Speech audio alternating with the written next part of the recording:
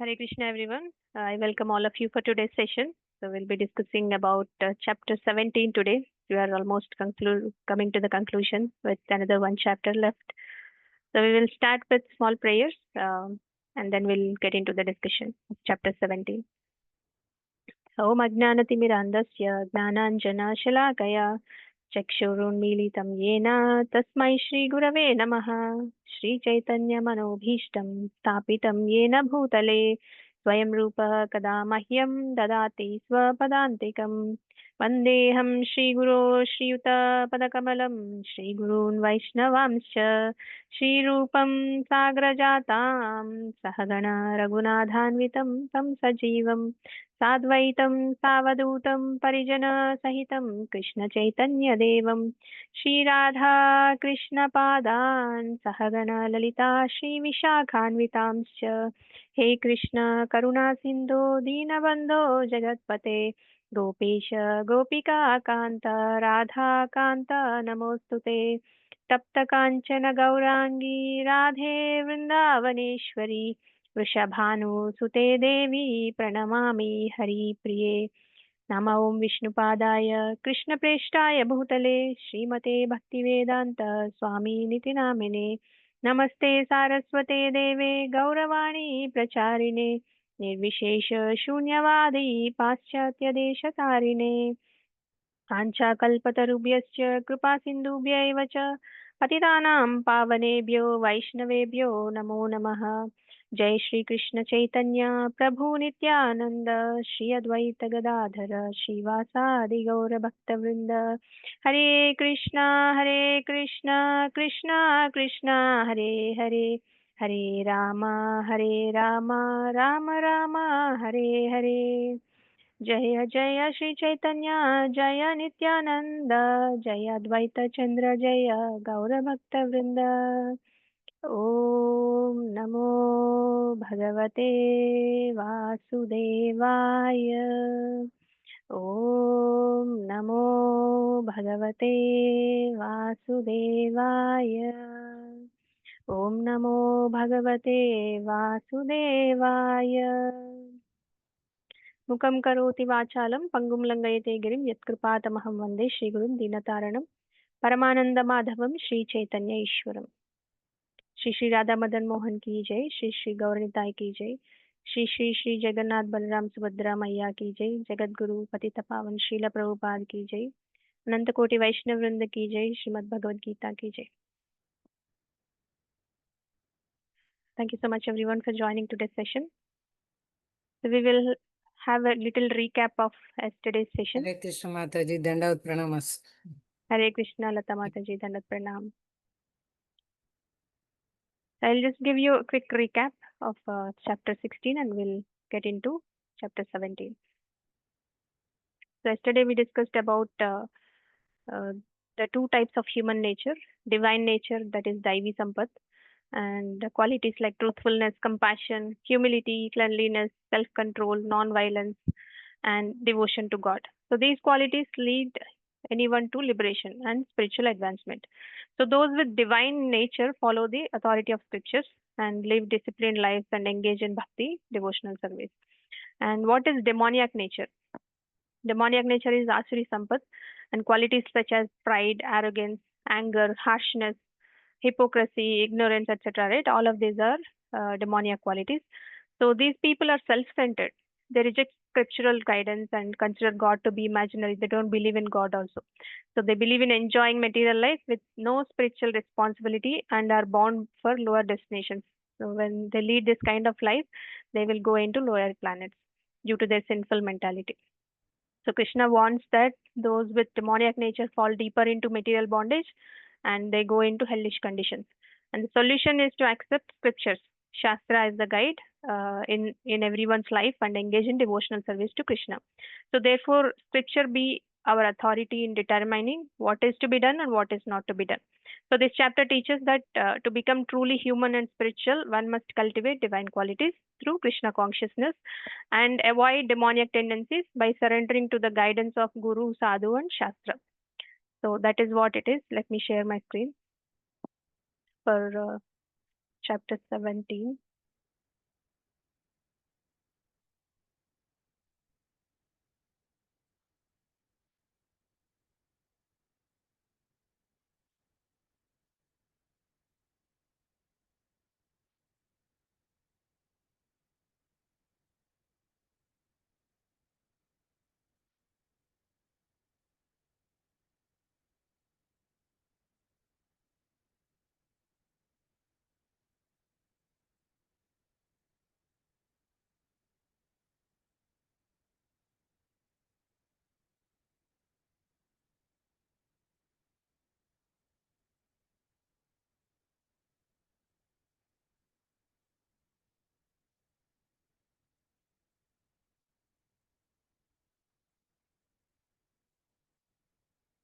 So all of you are able to see my screen?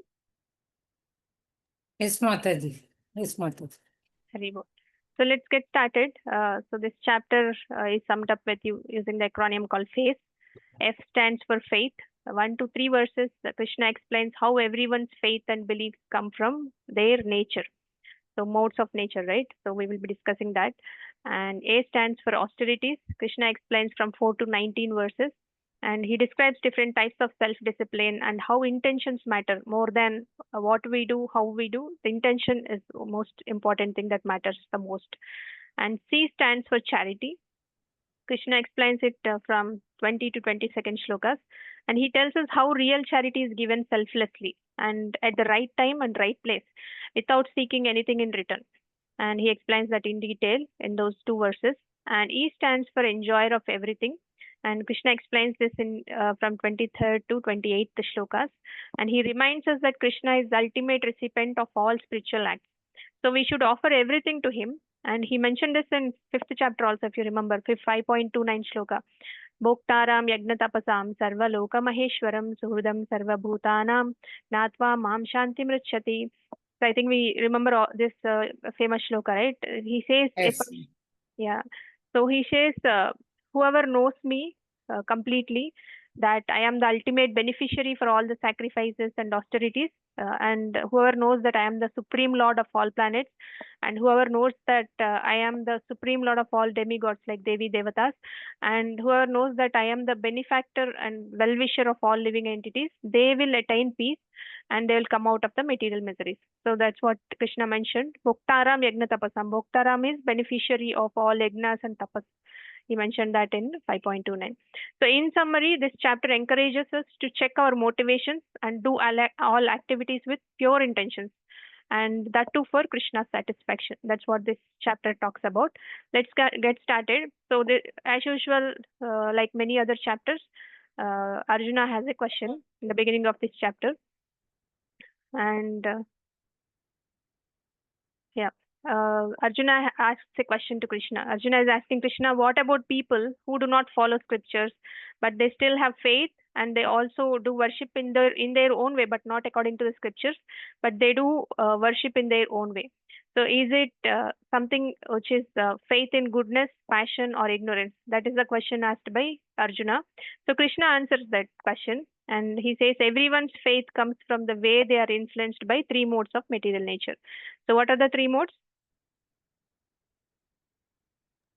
Sattva, Rajasi, Tamas, Tamas, Rajas, Tamas. Mode of goodness, mode of ignorance, mode of passion. Haribol. One of you told in Sanskrit, one of you told in English. That's nice. So this means that even if someone is religious, the quality of their faith depends on their inner nature, not just what they do externally. So it depends upon the inner nature, which is coming from influenced by the modes of nature. So we all have some kind of faith, right? Whether in God, people, or even things like money or success. Krishna explains that faith is not one size fits for all. Some people's faith leads them towards goodness and purity, while others are more driven by desires and passion, and while others are derived by confusion, etc. Right? So this determines whom or what they worship and how they behave in life. For example, some people trust and follow spiritual teachers and scriptures, while some believe in luck and some believe in spirits, or some believe in their own ideas. They don't believe anybody else. So examples like if people have faith in mode of goodness, that is sattva guna. uh, for example, if you take the residents of Vrindavan like Gopas and Gopis, they have pure loving faith in Krishna. So they follow dharma naturally through love and service, just wanting to please Krishna, not for selfish benefit. They don't expect anything in return, but they please Krishna. So everyday life, like doing honest work, being kind without expecting anything, or worshipping God selflessly, these are all coming under mode of faith in mode of goodness. So what about faith in passion, Rajaguna? So Hiranyakashipu, yesterday we discussed about him, right? The demon king. He did great penances to get power for selfish reasons. So he wanted to be immortal, and he wanted to rule the entire planets, etc. Right? So his faith was strong. He was very determined. He has done 100 celestial years of tapasya on Lord Brahmadev. That means his faith is very strong, but aimed at gaining fame, control, and personal advantage. So that is known as mode of faith in mode of passion. So in everyday life, someone who is spiritual but more focused on show off, that he or she wanted to show off that that person is spiritual, and he wanted he wanted success out of doing anything, or he wanted recognition, that genuinely instead of genuinely helping others, right, they wanted recognition, success, and they wanted to show off. So and they are not connecting with God, so that is known as uh, faith in mode of passion. So what is faith in ignorance, tamas? So in everyday life, people who trust in superstitions, right? They also perform harmful rituals, or follow cult-like figures, not caring about real benefit or true. They blindly follow some things based upon their belief or others' belief, etc. It's not just about having faith, but where that faith leads us to. That is important. So only faith based on genuine spiritual knowledge and scriptural guidance that truly helps us grow. So, studying scriptures and serving Krishna and his devotees to develop pure faith, and without scriptural guidance, faith can take us in wrong directions. If we feel, even if we feel sincere like Hiranyakashipu, it will take us in wrong directions if we don't follow the scriptural guidance. So, just believing in something is not enough. The quality of faith matters. So Krishna invites us to check whether our faith is leading us to purity, whether our faith is leading us to real happiness, or just it is creating more confusion and struggle for us. So that's what Krishna says here. So this question Arjuna inquired, right? Anybody would like to read this translation?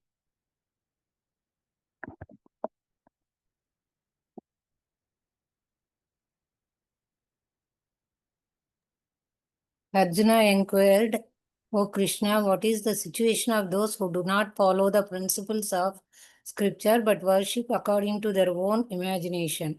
Are they in goodness or in passion or in ignorance? Yeah, that is what Arjuna is asking Krishna. Thank you, Mataji. And Krishna's reply we just discussed, right? Anybody would like to read this? If one does not follow the Vedas, one will follow the natural instincts, which will be in goodness, passion, or ignorance. Haribol. Thank you, Mataji. So Krishna explains that when a person does not follow proper guidance from scriptures, they will naturally act based on their own whims, based on their own instincts, so which are influenced by these three modes naturally: goodness, passion, and ignorance. So in simple terms, it means that everyone has some kind of faith and will follow what feels natural to them. So, but without scriptural direction, if they don't follow the scriptures, that faith might not always be pure. It could lead to goodness, it could lead to mixed goodness and passion and ignorance, or even negative results also will be coming, depending upon what influences them most. So according to Shastras, this is why it's important to have guidance from scriptures, and it's important to have guidance from saintly people. So our faith and actions can raise to the mode of goodness, and they can bring real spiritual benefit for us. So otherwise, our choices might lead us just by our moods and habits, and we will not be having the true knowledge that is coming from scriptures. So that's what Krishna answered Arjuna's question. But let us take this example: the three brothers in Ramayana. Anybody can identify these characters?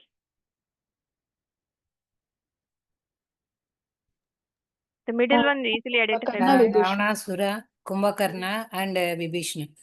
Haribol.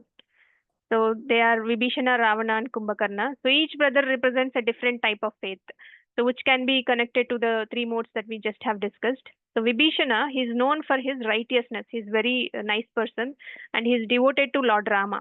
So Vibhishana's faith can be compared to the mode of goodness, sattva. So he always has gone in the path of dharma. He always had a right conduct. Even when he had to leave the family, he also left Ravanasada in between during the war, right? He went to Rama's side. So he's based upon the mode of sattva. He is acting upon, and he's influenced by mode of goodness. So if you take Ravana, Ravana is very powerful, and he's very ambitious, and he's extremely knowledgeable also. But his actions are driven by pride and selfish desires. So this reflects the mode of passion, Rajoguna. Although he worshipped Lord Shiva and he was a great devotee in his own way, but his goals were motivated by personal gain and ego. So that is the reason why he is into mode of passion. So if you take Kumbhakarna, he is known for his laziness, and he also had that sense indulgence, right? Kumbhakarna is linked to the mode of ignorance, tamoguna. Despite he's very he had lot of capabilities. He's very he had good strength, but he spent all his life sleeping, like 6 months sleeping and 6 months eating, etc. Right? And he did not use his capabilities for any higher objective because he's in tamoguna. So everyone acts and believes according to their nature or the modes that influence them. So Satvaguna leads to selfless spiritual devotion like Vibhishana, and Rajoguna drives people to seek power, control, or recognition like Ravana. And Tamoguna may result in confusion, laziness, or misplaced devotion like Kumbhakarna. So in our daily life, we might see these three tendencies in us also, right? In some situations, we act differently.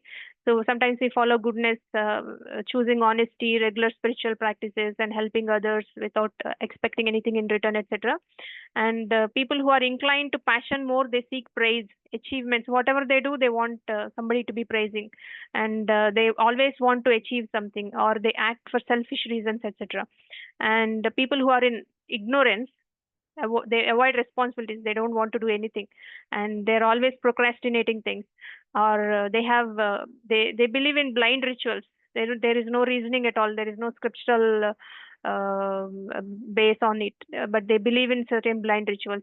So Krishna is recommending that faith guided by scriptures and association with saintly devotees, that transforms our nature to goodness. Even though we are in mode of ignorance, passion, if your association is good, you will be transformed, your nature will be transformed to goodness, is what Krishna is mentioning here. So otherwise faith on its own might not bring real happiness or any progress on the spiritual path. So the three brothers personify different natures and kinds of faith found in society. So Krishna teaches us to follow the path of goodness and scriptural guidance to elevate our consciousness, just like Vibhishana did by serving Lord Rama selflessly. So the aim is to check our motivations and try to act on the platform of goodness, and then we will be able to gradually rise to pure devotional service. So let's get into the next section of austerities. So this explains how our lifestyle and actions are influenced by three basic modes: goodness, passion, and ignorance. And what is that fourth one, which is Shuddha Sattva, which is pure goodness? Let us discuss each of them in detail. So, goodness, when the mode of nature, when a person is guided by goodness, a person's actions are selfless and they are very calm and mindful, etc. Right? So, people in this mode try to live honestly. Serve others selflessly and practice regular spiritual habits, and they depend on God, etc. So, for example, if you take the residents of Vrindavan, such as gopis and gopas, they perform their duties with pure love for Krishna, simply wanting to please Krishna, and they don't want anything in return.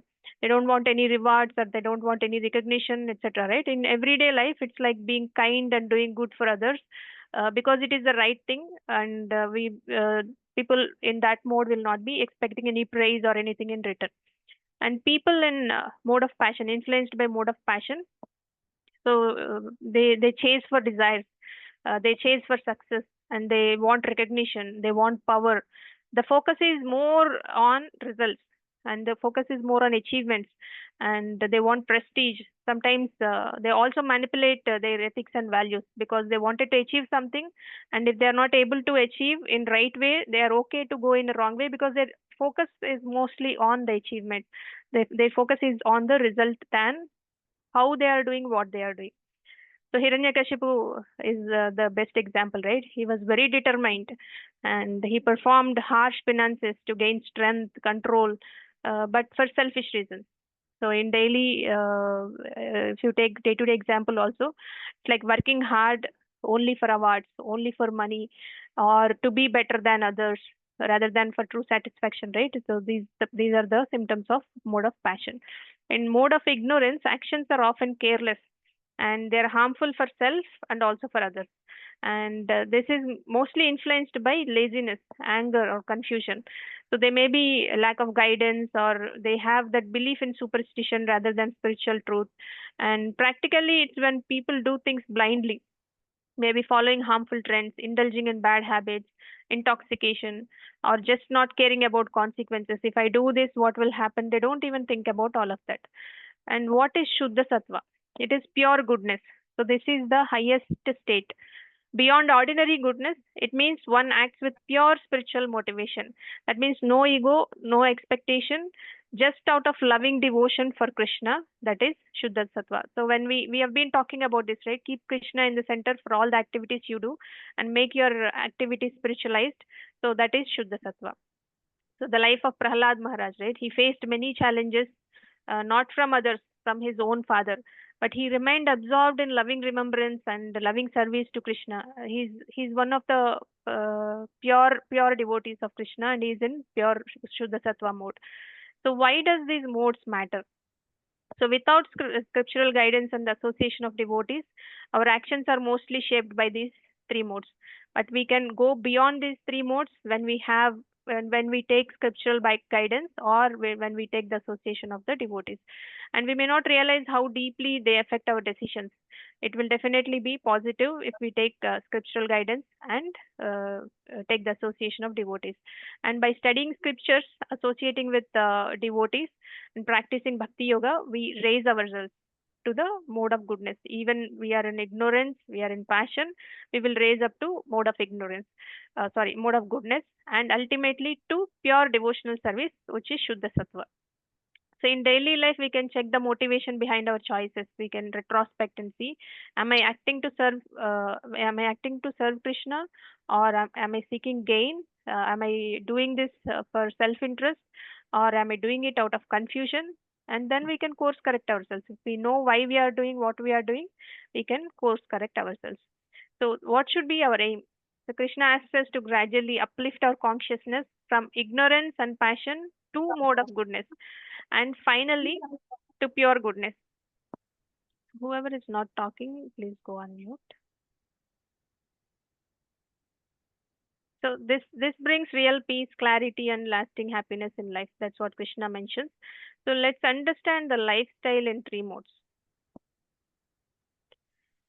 So this shows how our lifestyle and choices are influenced by three modes, and everything we do, our faith, food, habits, sacrifices, conduct, even speech, and also mind control is all shaped by these three modes. So now we know that these three modes, right? We will see the nature of these three modes. So when people who are in goodness, the nature is they have clarity, they have peace, and they have selflessness. And the lifestyle is they choose healthy food, they do honest actions, and they speak kindly with everybody, and controlling the mind through spiritual practice is what they also do. So that lifestyle is sattvic lifestyle. They chose healthy foods, and they do honest actions, and they speak kindly and truthfully, and they control the mind through devotional service. And if you take the rajas, passion, what would be the nature and what would be the lifestyle? The nature is driven by desires, like we have already discussed, ambitions, desires, achievements, etc., right? But the lifestyle is focused on results, focused on recognition, and they're always competitive. They wanted to out smart others, and they eat spicy food, stimulating tea, coffee, etc., right? And the speech also aims to impress others, and the actions are also often for show off, and they're always restless. So best example is Hiranyakashipu. He performed great austerities for power. His faith was intense, but it is always motivated by pride and personal benefit. So that is passion. So let us see what is the nature of people influenced by tamoguna. So they are always lazy, confused, and careless. How would be their lifestyle? They neglect healthy routines. They sleep late in the night, and they get up late in the morning also, like 10 a.m., 11 a.m., 12, etc., right? And they choose harmful or stale foods like intoxication, wine, smoking, etc., right? And they speak harshly, and they don't worry about others. They feel bad about it or not, they don't worry about all of that. They speak harshly, and they spread gossip, and they act with little purpose, like we have seen the example of Kumbhakarna, right? The same way. But how is it related to our daily life? So faith and worship, who and how we worship, depends on our mode. So mode of goodness people do selflessly, passion people do ambitiously, and ignorant people do confusedly. And we also have different things like food also they eat pure fresh food, and mode of passion people they eat over spicy food, and mode of ignorance they eat stale food, and they go down to hellish planets. And sacrifice is giving or serving is best done without selfish motives. That is the true benefit which will be done by the mode of goodness people. And conduct and speech also is influenced by mode of the modes of nature. How we behave and talk shapes our relationships, and it also makes our atmosphere healthy, both at home or at work. And mind control is also important, and it is also influenced by the modes of material nature. And a steady, peaceful mind is developed through goodness. Restless, dull mind results from the passion and ignorance.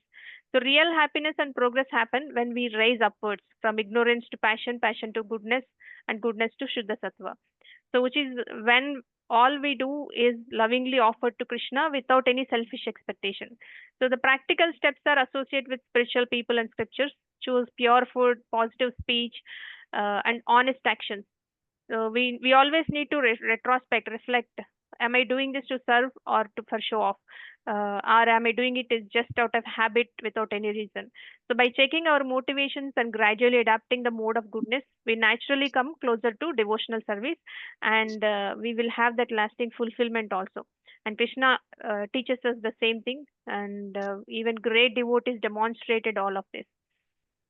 So let's uh, see faith and worship, what Krishna says. यजन्ते सात्विका देवान् यक्ष रक्षांसि राजसाः प्रेतान् भूतगणांश्चान्ये यजन्ते तामसा जनाः. Anybody would like to read the translation?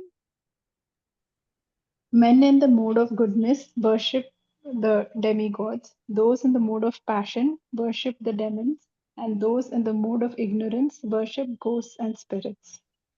Yeah, Krishna clearly mentions here, right? People who are in mode of goodness, they worship Devi Devatas, demigods. Those who are in passion, they worship demons. And those who are in ignorance, they worship ghosts and spirits. So that's what modes are being influenced. Krishna is mentioning it in this shloka. So let's move on and see what others, what kind of food fall in which mode. So Krishna says different foods and our eating habits through the three modes of nature: goodness, passion, and ignorance. So every bite we eat can affect our mind, body, and spiritual growth.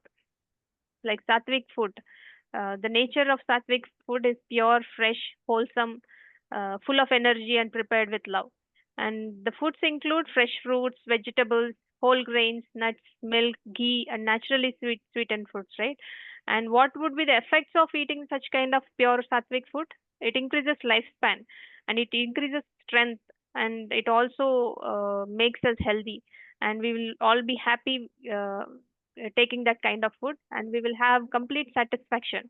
That is materially, but spiritually it purifies the mind and helps with spiritual progress.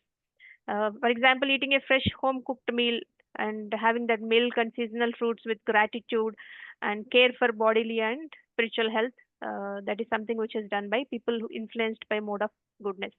And what about rajasic food, mode of passion? The nature of this food is very spicy, sour, salty, hot, dry, or oily foods, often stimulating like tea, coffees, and it is always heavy in calories. These kinds of food include fried foods, chilies, excessively salty food or excessively sour foods, pickles, junk snack foods, coffee, tea, soft drinks, hot drinks, anything, right? And effects of having this kind of food, it increases restlessness, it increases desire, it increases passion, and it also agitates the mind. And it may give instant taste, but later it causes discomfort even physically also, right? And you will also get diseases. Hiranyakashipu saw this kind of food. He drinks to fuel his ambitions and desires, etc. So frequently eating restaurant fast foods, overusing spice or salt, wanting quick simulation over nourishment is coming in under this category. So what about tamasic food? The nature of tamasic food is old food, stale food, leftover, which is tasteless. It is half decomposed or impure, and it includes food that are not fresh or partly decayed, etc. And these foods include foods cooked more than 3 hours before eating. For example, if you offer food to Krishna, even after 3 hours, it will not have that tamasic. It doesn't become a tamasic food. But if you don't offer it to Krishna after 3 hours, if you are consuming after you prepare that food, it will be tamasic, like canned fruit, processed foods, and spoiled fruits, vegetables, and meat, and food with foul smell, etc. So these come under this category. And what are the effects of this food? It causes laziness, confusion, dullness, and it also harms both physically and mentally. So eating leftovers from previous day, junk foods, not caring if food is clean or fresh, etc. These are the symptoms of the tamasic food.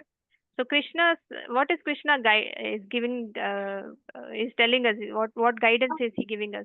So Krishna is saying choose foods in goodness, which are fresh foods, vegetarian meals prepared and offered to Krishna, and take it as a prasadam.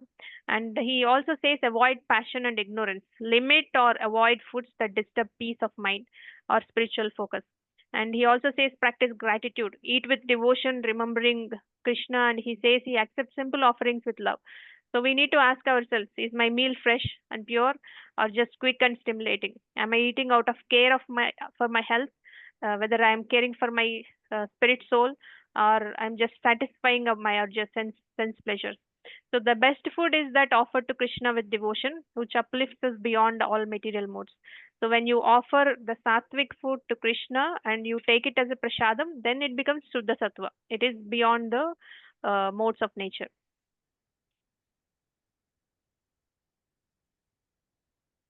So these are the things that we have discussed just now. So mode of goodness, wholesome, juicy, and pleasing food. The result is long life, purifying, strength, it gives strength and disease free, and also gives happiness. So mode of passion, the bitter and sour foods, hot and pungent, burning. Result is distress, misery, and disease. And food in mode of ignorance, it is often tasteless, it is half decayed or full decomposed, and untouchable things like meat, etc. And result is infection, disease, contaminating, etc. Right? So these are the symptoms and of the food in three modes.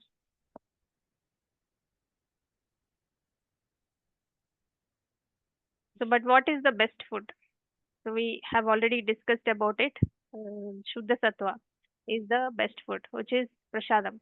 So the best food, Shuddha Sattva, is prasadam. The food that is considered the purest and it is most uplifting kind of food is prasadam. Shuddha Sattva means pure goodness, which is a higher state we discussed, right? It is when you say mode of goodness, it is also material. But when you go beyond mode of goodness, then that is Shuddha Sattva, which is spiritual, not material, completely free from passion and ignorance. The foods in this category is prepared and offered to Krishna with love and devotion. That is something that we need to remember: love and devotion, and then it turns into prasadam. That means spiritualized offerings, they become prasadam. So why is prasadam called best food? Because it is pure. Prasadam is made from pure, fresh vegetarian ingredients like grains, fruits, vegetables, milk, and ghee, etc. Right? And there is no selfish motive when prepared during preparation. The mood is about preparing that food to Krishna, and there is no selfish motive. It's cooked not for their own enjoyment, but as a loving offering to Krishna. And they also follow scriptural guidelines when cooking that kind of food. And it also gives us transformation. Once offered, the food is instilled with spiritual energy. So when Krishna accepts that food, it becomes spiritual energy, and it nourishes not only the body but also the soul, and it also purifies our consciousness. For example, if you take the residents of Vrindavan, they offer the best, most loving preparations to Krishna, like sweet rice, milk sweet, fresh vegetables, uh, and uh, and they offered it with devotional mood. And out of love, they prepared everything for Krishna and they offered it. And Prahlad Maharaj is another example. He always remembers Krishna and accepts only what was offered to Krishna, showing that real standard of accepting prasadam. So, how can we apply this in everyday life? Eating prasadam means you choose food that is both healthy and spiritually uplifting. And before each meal, make a simple offering to Krishna. This can be as easy as saying a prayer with sincerity and ask Krishna to accept that food, and then you take the food as a prasadam. And we need to choose foods of goodness, fresh, vegetarian, naturally prepared items, avoiding anything harmful or based on violence, meat, fish, eggs. We should not be taking, and we also should cook with devotion. Cleanliness, mindfulness, they have to be kept in mind, and the desire to please God, that is most important. When you're cooking, we should follow cleanliness, mindfulness, and our desire should be for pleasing God. And then offer it to Krishna. Only after offering, the food becomes prasadam. And then it transcends, it goes beyond the modes of ignorance, passion, and goodness, and reaching the level of Shuddha Sattva. So that's how we can make our food sanctified, spiritually bringing food. So let us see the sacrifices in three modes. So let's understand how any act of sacrifice, if you see the picture, the yagna, such as giving charity, is also yagna. Not only this fire yagna, but giving charity and doing rituals or any effort made for higher cause is influenced by the three modes of material nature. So this image shows a traditional fire sacrifice and a common example of sacred acts in Vedic culture. But if you take day-to-day examples, think of sacrifices broadly, from waking up early to cook for your family, or putting in extra effort for your job, or performing a ritual at the temple. All are types of yagna only. So in Kali Yuga, we not many people do this kind of yagna, right? And when this yagna was done, they don't even need a matchbox to fire the yagna. They just utter the mantras, and yagna fire will be lit automatically. So that is not possible in Kali Yuga. So we don't need to consider the yagna as a fire sacrifice. We can consider all this like waking up early, and without selfish reason we cook for family, right? And we put in extra efforts to do our job. If our job is not done and there is some deadline and we are responsible for completing that job, so we will put in some extra efforts without expecting anything, right? We wanted that job to be done. And performing any ritual at temple, this is also an example of yagna. So the quality and purpose behind his actions, that determines the true spiritual effect. um, so let us see sacrifice in modes. So this is talking about sacrifice in mode of tamoguna, mode of ignorance. So Krishna describes what happens when a sacrifice is done without proper scriptural direction. So in the beginning of the chapter, also Krishna emphasized that everything has to be done based upon the scriptural direction. So Krishna explains that sacrifices that are done without regarding further directions of the scripture, without distribution of prasadam, without chanting of Vedic hymns, without payment, without doing payments to the priest, and without faith, they are all coming under tamasic mode of ignorance. For example, this is like performing rituals just because others are doing, I am also doing, without caring what is the process actually means, why we are doing what we are doing. Or it may be doing puja also with sometimes people offer stale offerings in the puja also, and with the intention to show off to other people without any real faith or proper understanding, proper understanding from the scriptures, etc., right? So if you take modern day example, lighting incense while watching TV, not knowing why they are doing, but they light up the lamp, but they watch the TV, the intentions are not pure, right? They're not into it, and they don't know why they are doing what they are doing. So giving leftover food as offering but not cleaning the altar, etc., and doing rituals out of fear or superstition, not out of devotion. We should understand that following tradition blindly, without purpose, without cleanliness, or without faith, does not please Krishna. Even that does not benefit us also. So faith, sincerity, and following the correct process as per the scripture, that matters the most. Instead of what activity that you are doing, the intention behind that activity matters the most. So let us see the sacrifices in three modes. It helps us understand the qualities with practical examples. So sacrifice in goodness. So as per the scripture, they do it as per the scripture. The act is performed as directed in the scriptures, and they do it purely as a duty and an offering to Lord, and they don't expect anything out of the sacrifices that they do. So if you take a everyday example, right, volunteering for service at the temple, or offering food to Krishna just for his pleasure, not to not thinking that okay, I can eat after, anyway you can eat after it becomes prasadam, but the intention when we are preparing, you will prepare it to offer it to Krishna than eating yourself. So even if no one is watching, you do the right thing. So that is an example for mode of like sacrifice and goodness. And sacrifice is passion. Sacrifice and passion is for some material benefit or some pride they will do. So the act, whatever actions that they are doing, they do it with an expectation on results, whether for the money or for the fame or for the recognition.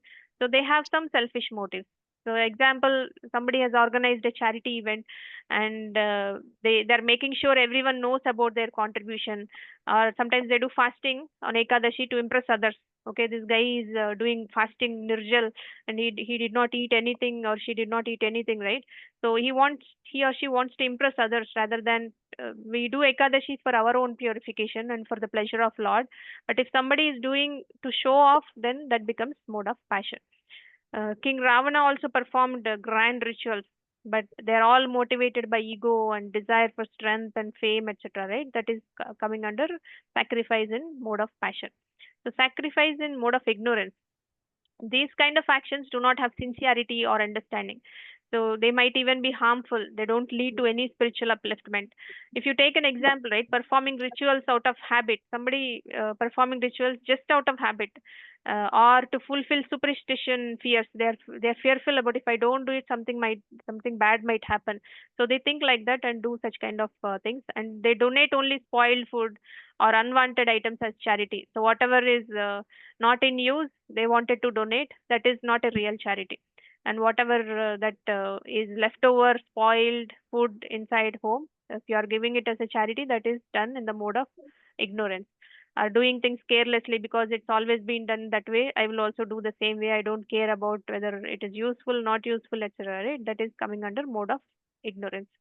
So we need to check the intention before performing any act of charity or ritual or any service. We should ask ourselves, am I following the scriptures? Is this for Krishna's pleasure or mainly for my own pride or my own self satisfaction, or I'm doing it just out of habit, etc.? We need to check ourselves. So what is the best practice? So anything that you do it purely for Krishna as guided by Guru and Shastra. Those are considered most pleasing and uplifting. Even daily chores can become spiritualized if done in the right mood and keep Krishna in the center.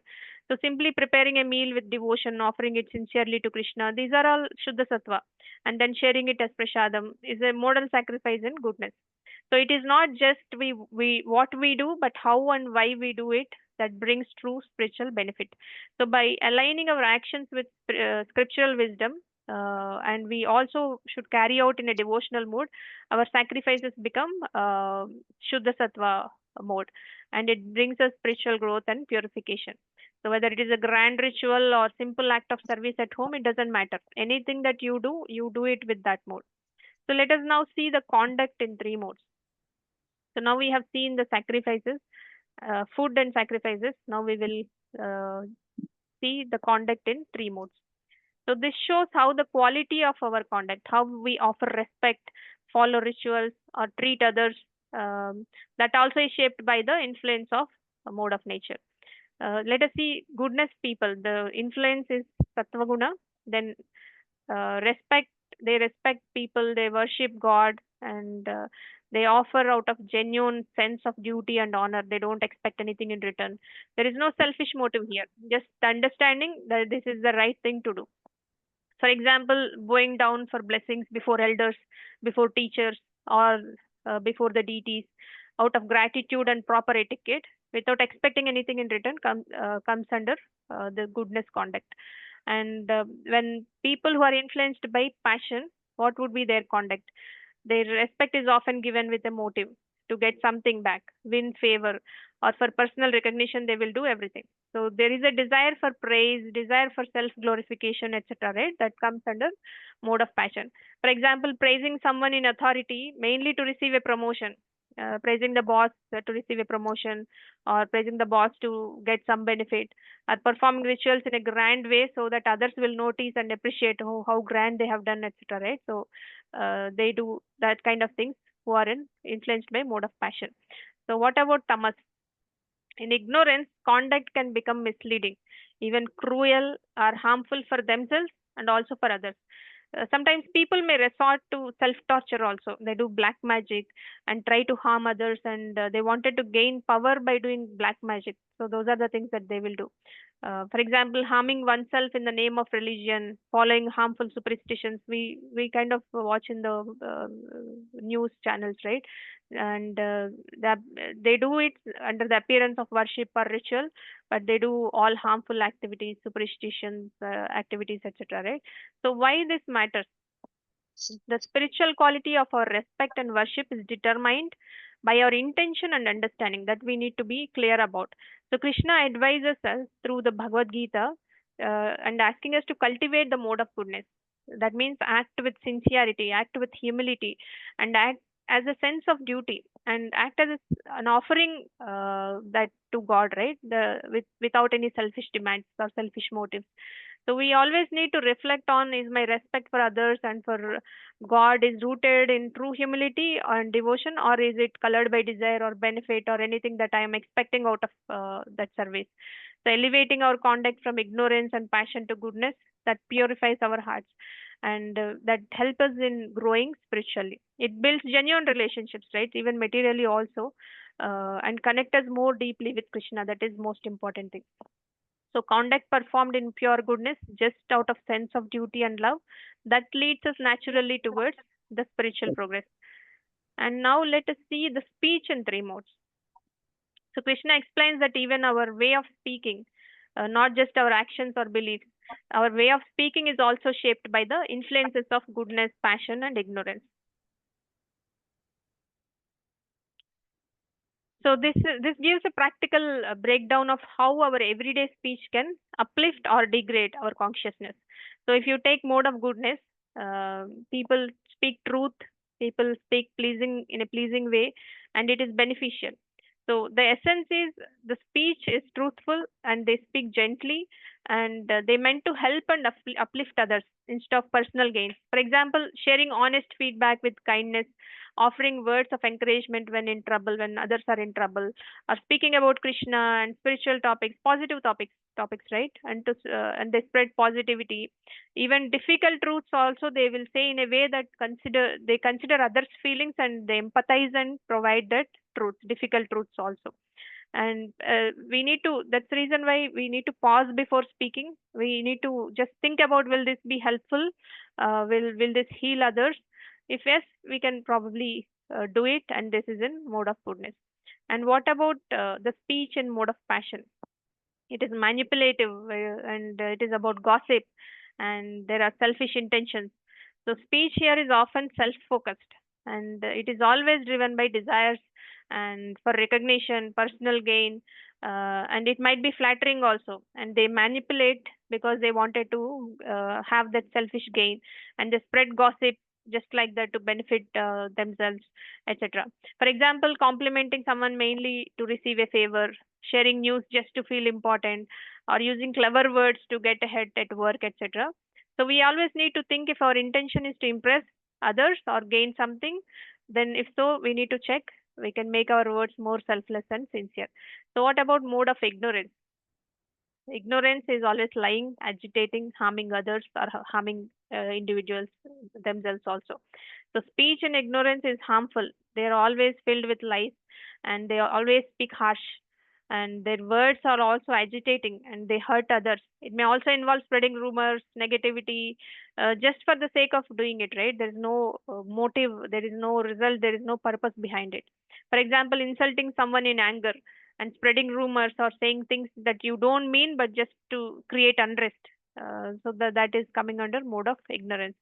So if we notice our words are causing harm or confusion, we should pause and try to shift to a more thoughtful, gentle approach. Then we will move from mode of ignorance to mode of goodness. So Krishna encourages us to become aware of our speech, making intentional choices. So just reflect upon and change the way that you do things, that will cultivate mode of goodness. So Krishna recommends that speech should not just be true, but should also promote peace, respect, and spiritual upliftment. So even ordinary conversations, they become spiritual when they are aligned with these three principles. So we need to understand that, reflect, and act accordingly. So let us see the mind in three modes now.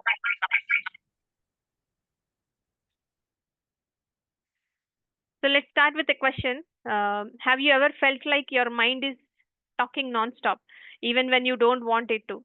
So, like, what's for dinner? Did I forget to reply to that WhatsApp? And why didn't they like my Instagram post? This nonstop chatterbox is our mind, right? Under the influence of these three modes. So, let's explore how this mind behaves under each mode. So, mode of goodness, it's always peaceful mind. The mind here is like a clean and quiet garden. So thoughts are always positive, devotional, and purpose driven. The person is content and they're always satisfied. Even for simple things, they feel happy, content, satisfied, etc. So in this mode, the mind is a friend of that individual. And people influenced by passion, they're busy, they're ambitious, and the mind is always anxious. The mind is never satisfied, always wanting more, always racing competition, etc. Right? It compares, competes, constantly plans, and constantly complains also. This is not working this way, this is not working that way, etc. Someone constantly scrolling through social media, checking likes, chasing promotions, thinking I will be happy if I get this, I will be happy if I get that, etc. Right? So mind says I'll take to devotional path later. First, I need to finish this urgent work. I need to have my kids settled, and then when during my old age, I'll go and take to devotional path. And also, I wanted to do a lot of important things now, which are material things, which are not so important if you consider yourself as soul, right? But mind says that is not important. This is the only thing important. In this mode, mind is a restless manager. And what about mind in ignorance? Lazy, confused, and it is called foggy mind. So mind is sleepy, illusioned, and there is no clarity. It always enjoys nonsense and escapism and procrastination, etc. Right? For example, binge watching late night shows, sleeping till 12 in the noon, and then saying I'm too tired to read, to go to temple or read Bhagavadgita, etc. So the mind says, what's the point of doing all these things? Let me just sleep, let me chill, enjoy, or maybe scroll some memes until I forget my problems, etc. In this mode, mind becomes your enemy. So just connect to this image, right? Empty mind makes the most noise.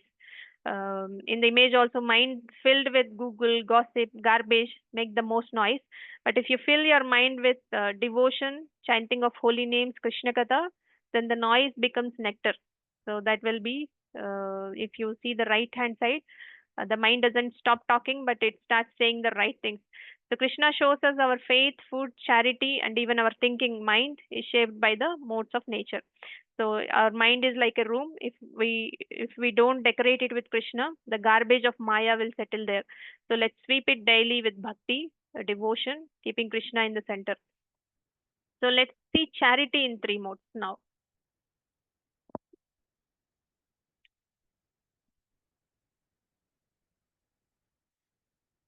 So have you ever given a donation and immediately thought, did they even recognize me? At least they should have announced my name on stage, etc. Did you ever thought like that? No? Yes, Yes, it happens. it happens, right? So sometimes we feel like I gave 500 rupees and this person did not even smile. So maybe sometimes we end up giving good amount of money for old beggars, right? Sometimes we think that okay, I thought this he's very old and this 500 rupees will be of help, but this person even didn't smile about what I have given. So these are the things that our mind thinks about, right? So well, Krishna talks exactly about this in the modes of charity. So charity in the mode of goodness, Krishna speaks from 17.20 to 22. In the mode of goodness, the charity is pure and peaceful giving. So you give out of a sense of duty, not for fame or anything in return. You give at the right time, in the right place, to a deserving person, like a sadhu, brahmana, a devotee, or someone who truly in need. And most importantly, you don't expect anything back, not even a thank you. For example, you donate anonymously to feed Vaishnavas during some festival and walk away chanting Hare Krishna mantra. That's sattvic. So this is Krishna's favorite kind of charity. No ego, no drama, just seva. So charity in the mode of passion. Krishna talks about it in 17.21. This is like Instagram charity. So you give because you want name, fame, appreciation, maybe even VIP darshan in return. So it's done for enjoyment or public image. And often it is done with a grudging mood. Fine, take it, let me finish my karma quota, etc. Right? We think in that way and give that charity. For example, donating money when our boss is watching, somebody elder people are watching, etc. Right? When your name is printed on the banner, then you will give some charity because of that. And this charity looks good from outside, but it is fueled by self-interest inside. That is mode of passion. And charity in the mode of ignorance, tamas, 17.22 Krishna talks about it. So this is foolish or harmful giving, given at a wrong time, midnight after a fight, or in the wrong place, a shady pub or a casino, or to the wrong person, someone who will misuse it like a drug addict or a criminal. For example, giving money to someone just to get rid of them. Here, take this $50, 50 rupees and leave me alone. Or donating because of superstition. If I don't donate today, bad luck will come, etc. Right?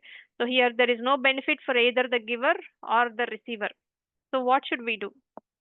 So let's aim for charity in the mode of goodness. Give with devotion, not emotion. To genuine Vaishnava, spiritual causes, and authentic seva, you can give charity. So remember, Srila Prabhupada also says, if you give even a small donation of Krishna's cause, it becomes spiritualized. So next time someone asks you for donation, ask your mind, am I doing out of love for Krishna or out of pressure and pride? How am I giving this charity to? And if it is for Krishna, then give and feel grateful for the opportunity. So charity in three modes. Krishna is explaining charity given out of duty without expectation of return at the proper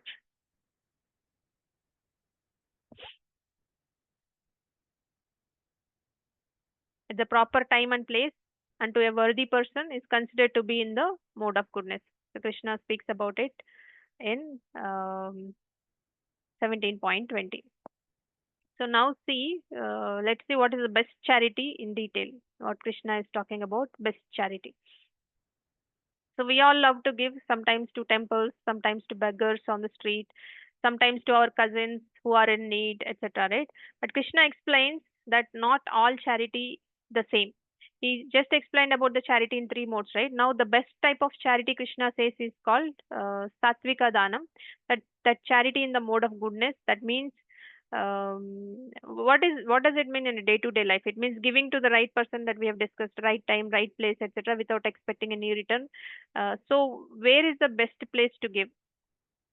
The best place is for Krishna consciousness, like donating for temple construction, sponsoring prasadam, helping distributing Bhagavadgitas, or supporting a devotee service, etc. So let's look at this picture, right? It shows Lord Krishna accepting something from a humble devotee. The quote also says, if someone gives something to the Lord, he's not the loser, he's the gainer by a million times. So it's like investing 1 rupee in Krishna's service and getting a spiritual 1 crore in return. No GST, no market risk, etc. Right? So that is how the spirituality is. A great example is from the story of Sudama. If you look at Sudama Brahmana, he brought just a few handfuls of chipped rice. That also he borrowed from others' home. That they have, he has taken it to Dwaraka and he has given it to Krishna. This is not much by material standards. Just a few handfuls of chipped rice is not something that we can measure materially. But Krishna accepted it with so much love, and in return, Sudama received a palace and spiritual opulence without asking for it. Sudama did not ask for it, but Krishna has given it. So if you are thinking of giving in charity, the best investment is one that helps spread Krishna consciousness. Because Krishna doesn't just take, he multiplies what we give and returns it in a way that nourishes our soul, not materially. So that's why Srila Prabhupada always says giving for Krishna's cause is not expense, it is spiritual saving. So now let's get into the last section of enjoyer of everything.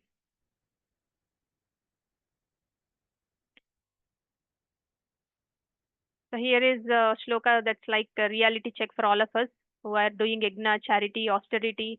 It basically says if you do any sacrifice, charity, or penance, but you don't do it with faith in the Supreme Lord, it is called asat and is useless both in this life and the next life. So it's clearly mentioned by Krishna. In simple words, if Krishna is not in the center of our activity, it becomes asat, temporary. So it doesn't have any spiritual value. It might get us more some temporary results like name, fame, materially, but even we also get some followers on social media. But spiritually, it doesn't count. So look at the beautiful.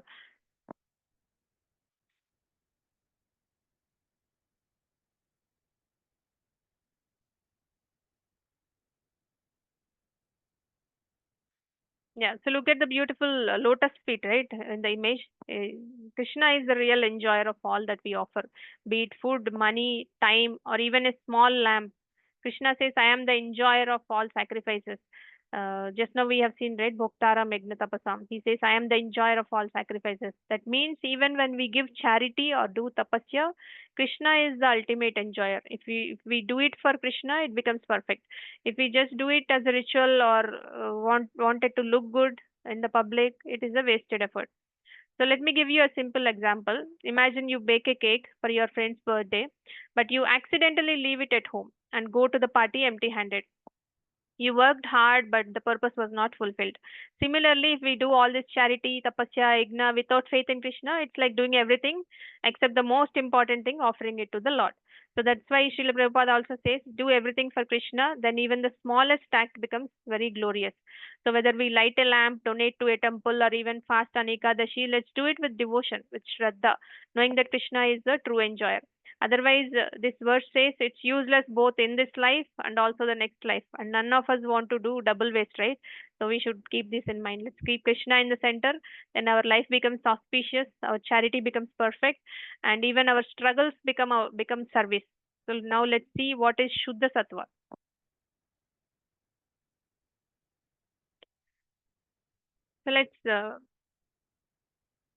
So let's begin with this question. Have you ever experienced a moment when you felt totally peaceful, selfless, and connected to something higher? Did you ever have that feeling? No jealousy, no greed, no anxiety, just peace and devotion. Did you experience that moment? Anyone? Very rarely, Mataji. Very rare. But yeah, but you have experience, right? You understand Yes, what Yes, I'm saying. Mataji. Yeah, yes. then that is Shuddha Sattva, the state of pure goodness. So when we are fully Krishna conscious, we are actually living in our original identity as a soul, our our pure spiritual form. That state is called Shuddha Sattva. So normally we are influenced by the three modes of material nature, whether it is the goodness, passion, or ignorance. So like Wi-Fi signals, right? They fluctuate depending on our environment. But when someone becomes Krishna conscious, they raise above these three modes and become Shuddha Sattva, and they enter into the pure transcendence, like being in a zone where you don't just get this 5G signal, but you also get direct connection with Krishna. So Shuddha Sattva is not just being nice or calm, it is being completely engaged in Krishna's service, and that too without any selfish motive. So that's the platform of real spiritual life. So Krishna explained this in 14th chapter also. One who engages in full devotional service without deviation, they transcend the modes of nature. Transcending means going above the modes of nature and reaching the level of Brahman. So if you are doing bhakti seriously, not just when it is convenient or when your to-do list is clear, etc., right? Not like that, but consistently and sincerely, then Krishna personally lifts you above the influence of material modes. So bhakti is the only path going above all these material modes, and then only we will be able to do things at spiritual platform. So imagine the three modes are like muddy water.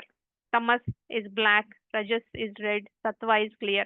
But Shuddha Sattva is like crystal pure Ganga water directly from the Himalayas. No mix of any material tinge. It's Krishna consciousness in its purest form. So and see this picture, a devotee offering with devotion at a Tulsi altar.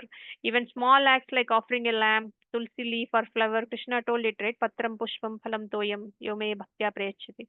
So then when done with pure devotion, connect you to the transcendental realm. And what exactly is that? So we will see here. This one is from Srimad Bhagavatam 4.3.23, and it really defines what Shuddha Sattva means in practice. It says, I am always engaged in offering obeisances to Lord Vasudeva in pure Krishna consciousness. So, pure Krishna consciousness means being completely free of all coverings, no ego, no pride, no selfish motives. Just like when the sky is completely clear, no pollution, no clouds, right? You see the full sun, Similarly, in Shuddha Sattva, Krishna is fully revealed. You will be able to see Krishna fully. So look at this picture, an old man and a young boy both offering food in devotion under the moonlight. It shows that anyone, young or old, man or woman, can come to this platform by acting in pure bhakti. So Krishna is not impressed by our resume or LinkedIn profile. We already discussed about it in previous sessions also. He is pleased by our sincerity. That's why Srila Prabhupada says devotional service without personal agenda. Just like a mother serves her child naturally, right? There is no expectation in return. It is a pure love without expectation of anything in return. So this ends the chapter 17, the divisions of faith. In chapter 17, Krishna describes how people act according to the three modes of material nature, especially in their faith, food, austerity, charity, and these actions may look spiritual, but if they are not connected to Krishna, they remain within the modes and they don't lead to liberation. So Krishna concludes this chapter by saying any sacrifice, austerity, or charity without faith in Supreme Lord is asat, temporary and also useless both in this life and also the next life. So chapter 17 sets the stage by showing the faith must be based on devotion to Krishna. Otherwise, even spiritual acts are fruitless. And Krishna explains further in chapter 18, which is the last chapter of Bhagavad Gita. We will discuss that next week. Chapter 18 and chapter 2 are the biggest chapters in Bhagavad Gita. The name of the chapter is the perfection of renunciation. Chapter 18 builds upon this idea. It shows how to actually perform duties properly with right attitude, right understanding, right offering to Krishna. So that is what clearly described by Krishna. Krishna goes further to explain what is true renunciation and how to transcend the modes through Bhakti Yoga, and it culminates into full surrender. So once you transcend the modes, then you will be able to fully surrender to Krishna, which is the ultimate step beyond all types of material modes and duties. That will be the conclusion of tomorrow's 18th chapter. Not tomorrow, next week. So we will meet next week for discussing 18th chapter, and let us see what is. I've already mentioned all this, but we can just go through. It has 78 verses. Summary of Karma Yoga starts with summary of Karma Yoga, and Krishna goes deeper into modes of nature, and he talks about ideal worker, and he talks about love of God, and what are the end results. So this is the conclusion of Bhagavad Gita. And let us chant Hare Krishna mantra before we close the session. So please unmute Hare yourself. Krishna. Hare Krishna, Hare Krishna, Hare Hare Krishna, Krishna, Krishna Krishna Krishna, Krishna, Hare Hare Hare, Hare Hare Hare Rama, Rama, Hare Hare Hare Rama, Rama, Rama, Rama Rama Rama Rama, Rama, Rama, Hare Hare Hare Hare. Hare. Hare. Hare Hare Krishna, Krishna, Hare Hare Krishna, Krishna, Krishna Krishna Krishna, Krishna, Hare Hare Hare. Hare. Hare Hare Hare Hare Rama, Rama, Rama, Hare Hare Hare Rama, Rama, Rama Rama, Rama Rama Rama, Rama, Rama, Hare Hare Hare Hare. Hare. Hare Hare Hare Hare Krishna, Krishna, Krishna, Hare Hare Hare Krishna, Krishna, Krishna, Krishna Krishna Krishna Krishna, Krishna, Krishna, Hare Hare Hare Hare. Hare. Hare Hare Hare Hare Rama, Rama, Rama, Hare Hare Hare Rama, Rama, Rama, Rama Rama Rama Rama, Rama, Rama, Hare Hare Hare Hare. Hare. Hare. Thank you so much, everyone, for joining today's session. Thank Let you, me know Mother. if you have any questions.